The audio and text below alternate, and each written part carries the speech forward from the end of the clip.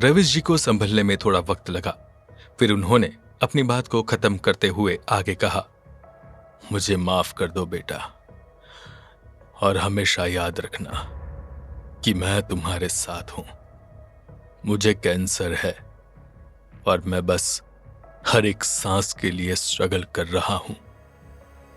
जब तक मेरा शरीर साथ देगा तब तक मैं लड़ता रहूंगा, क्योंकि मुझे उम्मीद है कि हो सकता है कि मैं तुमसे मिल पाऊं। अपना ध्यान रखना ध्रुव, और मेरी मीरा से कहना कि मैं उससे बहुत प्यार करता हूं और मरते दम तक करता रहूंगा। इस मैसेज को देखकर ध्रुव की आंखें नम हो गई। उसने जो भी बातें सोची थी वो उन सबको भूल चुका था। उसे पछतावा बस एक बात का था कि वो अपने पिता से नहीं मिल पाया। ध्रुव के सामने एक बहुत बड़ी चुनौती थी।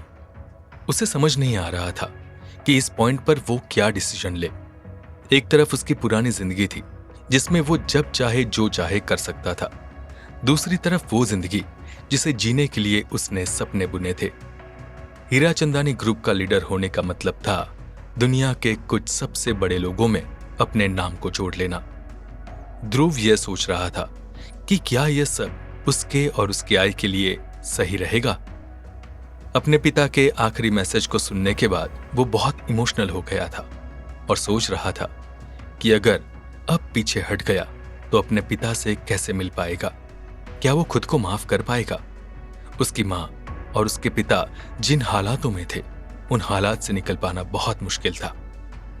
ऐसे में ध्रुव किसी को दोष नहीं दे सकता था। उसके मन में एक बहुत बड़ा सवाल था, और वो था कि क्या उसकी मां कभी उस परिवार को अपना पाएगी जिसकी वजह से उन्होंने अपने पति को हमेशा के लिए खो दिया था। क्या वो इस बात को एक्सेप्ट कर पाएगी कि उनका बेटा उसी परिवार में जा रहा है। ध्रुव के लिए अपनी मां को मना पाना बहुत मुश्किल होगा, और फिर हीराचंदानी ग्रुप में जाने से उसके नाम पर भी कोई असर नहीं पड़ने वाला था। ध्रुव खुद अपने बलबूते पर कामयाब बनना चाहता था। उसे कामयाब बनने के लिए किसी नाम की जरूरत नहीं थी। अगर वो हीराचंदानी परिवार में शामिल हो गया और उसने लीडर बनने का फैसला किया तो हमेशा के लिए ध्रुव को नाम के पीछे कामयाब होने वाले के नाम से पहचाना जाएगा। उसकी अपनी पहचान कहीं खो जाएगी। जिस तरह उसके पिता ने अपना सब कुछ खो दिया, उसी तरह ध्रुव के लिए भी अपने परिवार को और अपनी जिम्मेदारियों को बैलेंस करना मुश्किल हो सकता है। इन सब चुनौतियों से ध्रुव कैसे निकलेगा, इसका उसके पास कोई जवाब नहीं था। अगले दिन जब ध्रुव कॉलेज के लिए निकला तो उसके मन में यही सवाल थे कि वो क्या करे। उसने शिवानी से इस बारे में सोचने के लिए थोड़ा वक्त मांगा था, लेकिन उसे कुछ समझ नहीं आ रहा था कि वो शिवानी से कहे तो क्या कहे। हीराचंदानी ग्रुप का लीडर बनने का मतलब था उसकी पर्सनल लाइफ की पूरी लिबर्टी खत्म हो जाएगी। इतने बड़े बिजनेस को संभालना अपने आप में एक बहुत बड़ा चैलेंज था। हीराचंदानी ग्रुप के अंदर आने वाली कंपनियां सैकड़ों लोगों को रोजगार देती थी, इसलिए एक छोटे से गलत फैसले का भी बहुत बुरा असर पड़ सकता था। इतनी बड़ी जिम्मेदारी को क्या ध्रुव उठा पाएगा? और फिर इन सब के बीच में उसके परिवार का क्या होगा, उसकी मां का क्या होगा? ये सब सवाल ध्रुव को परेशान कर रहे थे। अगर आई ध्रुव से हमेशा के लिए नाराज हो गई तो ध्रुव उनसे कभी बात नहीं कर पाएगा, और वो भी अपने पिता की तरह अकेला हो जाएगा। हीराचंदानी परिवार के सदस्य ये नहीं चाहते कि ध्रुव और उसकी आई को इस परिवार में एक सदस्य की हैसियत मिले। क्या ध्रुव उनके मन में अपने और अपनी आई के लिए बसी नफरत को कम कर पाएगा? एक नहीं बल्कि ऐसे कई कारण थे जिनकी वजह से ध्रुव के लिए इस बारे में फैसला कर पाना बहुत मुश्किल हो रहा था। ध्रुव जब भी कॉलेज में होता उसका पूरा ध्यान क्लास पर ही होता। वो हमेशा किताबों और नोट्स के बीच में उलझा रहता था, लेकिन आज वो कहीं और ही खोया हुआ था, और यही बात नीरज ने नोट कर ली थी। नीरज ने ध्रुव से पूछा, क्या बात है, आज तू बहुत चुप नजर आ रहा है, कुछ बात है क्या? ध्रुव ने अपनी परेशानी को छुपाते हुए कहा, कल आई की तबीयत खराब हो गई थी तो वही सब सोच रहा हूं। नीरज ने कहा, मैं एक बहुत अच्छे डॉक्टर को जानता हूं, अगर तू कहे तो मैं आंटी जी के लिए अपॉइंटमेंट फिक्स करवा देता हूं। ध्रुव ने कहा, अरे नहीं यार, मैंने ऑलरेडी एक डॉक्टर से बात कर रखी है, आज शाम को मैं आई को उनके पास लेकर जाऊंगा। नीरज ध्रुव का जवाब सुनकर अपने काम में एक बार फिर से बिजी हो गया। ध्रुव को अपने दोस्त से इस तरह झूठ बोलना अच्छा तो नहीं लग रहा था, लेकिन वो मजबूर था। शिवानी ने उसे बताया था कि फिलहाल सिचुएशन ऐसी नहीं है कि वो अपनी रियल आइडेंटिटी किसी के साथ भी डिस्क्लोज करे। मीडिया में रविश हीराचंदानी की मौत के बाद एक नए लीडर के चुने जाने को लेकर पहले से ही काफी इंटरेस्ट था। ऐसे में अगर इतनी बड़ी खबर गलती से भी कहीं लीक हो गई तो हीराचंदानी ग्रुप की रेपुटेशन को काफी नुकसान होगा। ध्रुव और उसके पिता का रिश्ता अगर किसी को भी पता चला तो इसका बहुत ज्यादा मिसयूज हो सकता था, और इस वक्त ऐसा कुछ भी पूरे परिवार के लिए बहुत ज्यादा प्रॉब्लमेटिक था। शिवानी से हुई सभी कन्वर्सेशन के बारे में ध्रुव ने आई से भी कुछ शेयर नहीं किया था, क्योंकि उसे नहीं मालूम था कि मां इस सब पर किस तरह से रिएक्ट करेगी। ध्रुव को सही समय का इंतजार करना होगा, तभी वो आई और अपने दोस्त को सब कुछ बता पाएगा। ध्रुव को पता नहीं चला कि कब उसका पूरा दिन निकल गया, और टेंशन की वजह से घर जाते जाते उसका दिमाग पूरी तरह से थक चुका था। ध्रुव ने सोचा था कि वो आई के सामने बिल्कुल नॉर्मल बिहेव करेगा ताकि उन्हें शक ना हो।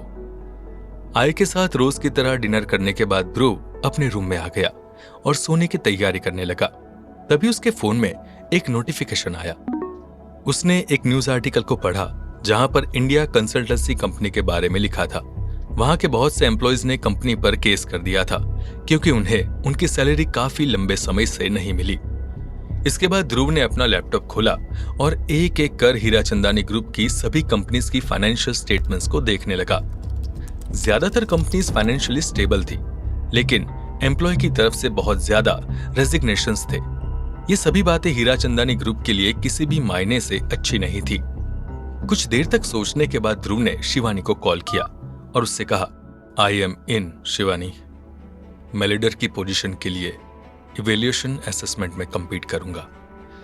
ध्रुव के इस फैसले ने यहां से उसकी कहानी को बदल के रख दिया, लेकिन उसके सामने बहुत सी चुनौतियां अभी आनी बाकी थी। ध्रुव ने डिसाइड कर लिया था कि उसे अपने पिता के लिए और हीराचंदानी ग्रुप के फ्यूचर को सिक्योर करने के लिए यह कदम उठाना ही होगा। अगर इस बिजनेस ग्रुप को डेवलप करना है तो किसी ऐसे लीडर को आगे आना पड़ेगा जो सिर्फ प्रॉफिट और लॉस की भाषा न जानकर एम्प्लॉयज के बारे में भी सोचे। अभी तक हीराचंदानी ग्रुप की सभी कंपनीज सिर्फ प्रॉफिट के लिए काम कर रही थी। हीराचंदानी ग्रुप की ऑटोमोबाइल कंपनी जिसका नाम हीरा मोटर्स था, उसके प्रोडक्ट्स तो अच्छे थे, लेकिन उनके पास सर्विस देने के लिए ना तो लोग थे और ना ही प्रॉपर आउटलेट्स, जिसकी वजह से कस्टमर्स को अपनी गाड़ियों की सर्विस कराने के लिए बहुत दिक्कत होती थी। फाइनेंशियल कंपनीज का भी यही हाल था। उनके कॉन्टैक्ट सिर्फ बड़े बड़े क्लाइंट से होते थे, पर आम लोगों को अपनी सर्विसेज प्रोवाइड कराने में हीराचंदानी ग्रुप की फाइनेंशियल कंपनी को कोई खास दिलचस्पी नहीं थी। हीराचंदानी ग्रुप को एक नए लीडर की सख्त जरूरत है, और ध्रुव ने शिवानी से फिर आगे कहा, इफ यू डोंट माइंड, क्या आप मुझे इन सभी कंपनीज के फाइनेंस स्टेटमेंट्स दे सकती है? तो शिवानी ने कहा, सर आपको मुझसे कुछ भी पूछने की जरूरत नहीं है। आपको जो कुछ भी चाहिए उसे आपको अवेलेबल करवाना ही मेरी जॉब है। शिवानी ने उसे एक के बाद एक बहुत से स्टेटमेंट भेज दिए। ध्रुव उन सभी के एनालिसिस में लग गया। बहुत सी कंपनीज में पॉलिसीज को बदलने की जरूरत थी, और कुछ कंपनियां ऐसी थी जिनमें नई लीडरशिप को लाने से बहुत से चेंजेस आ सकते थे। ध्रुव ने यह ठान लिया था कि उसे हीराचंदानी ग्रुप के सभी बिजनेस वेंचर के बारे में पूरी इंफॉर्मेशन चाहिए थी। ये काम जितना आसान लग रहा था उतना था नहीं। हीराचंदानी ग्रुप में 150 से ज्यादा कंपनियां थी। उन सभी के बारे में पता करना, वो भी एक दिन में, नियरली इम्पॉसिबल था। लेकिन ध्रुव इस बारे में बिल्कुल श्योर था कि वो सभी कंपनियां नहीं तो एटलीस्ट कुछ बड़ी कंपनियों के बारे में पूरी डिटेल्स पता कर ही सकता है। काफी लंबे समय के बाद शिवानी को इतना ज्यादा वर्कलोड मिला था। उसकी कलीग सुरभि भी शिवानी को इतना काम करते देखकर हैरान हो गई थी। सुरभि ने शिवानी से पूछा, क्या बात है, ये कौन सा सब्जेक्ट है जो तुमसे इतना काम करवा रहा है? तो शिवानी ने कहा, he is just a college student, लेकिन उसका नॉलेज कमाल का है। मुझे ऐसा लगता है कि जैसे मैं किसी सीईओ की सेक्रेटरी हूं। ध्रुव ने शिवानी से अपने सभी एसेट्स के बारे में भी डिटेल्स मंगवाई और उनकी करंट पोजीशन को भी देखा। ध्रुव को जो कंपनियां मिली थी उनकी भी ठीक वही पोजीशन थी जो हीराचंदानी ग्रुप की बाकी दूसरी कंपनियों की थी। लीडरशिप की कमी की वजह से वहां पर भी प्रॉब्लम्स हो रही थी और अगर इन्हें सॉल्व नहीं किया गया तो हो सकता है कि हीराचंदानी ग्रुप की कुछ कंपनियों की वैल्यू कम हो जाए। स्टॉक मार्केट के हिसाब से हीराचंदानी ग्रुप के शेयर्स लगातार गिर रहे थे और ध्रुव के पिता के जाने के बाद उनमें और ज्यादा तेजी से गिरावट आ रही थी। ये सभी बातें आने वाली प्रॉब्लम्स को इंडिकेट कर रही थी। ध्रुव ने कई बार शिवानी को कॉल किया और उससे बहुत से सवाल पूछे जो कि उन कंपनियों के बारे में थे। शिवानी ने अपने हिसाब से उन सभी सवालों के जवाब दिए।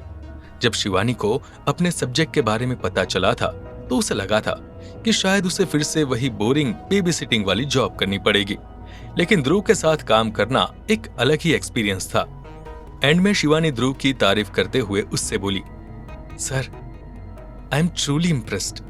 इससे पहले मेरे साथ कभी ऐसा नहीं हुआ कि मैं पूरा दिन बिजी रही हूं।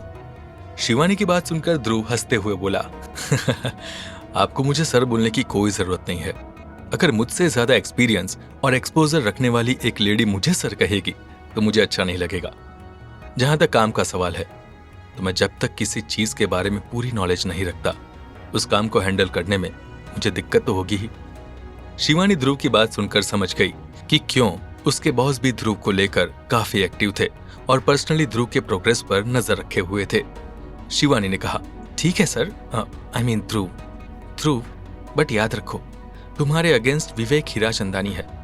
उसने ऑक्सफोर्ड यूनिवर्सिटी से ग्रेजुएशन किया है और फिर उसके बाद वहीं से मास्टर्स डिग्री भी ली है।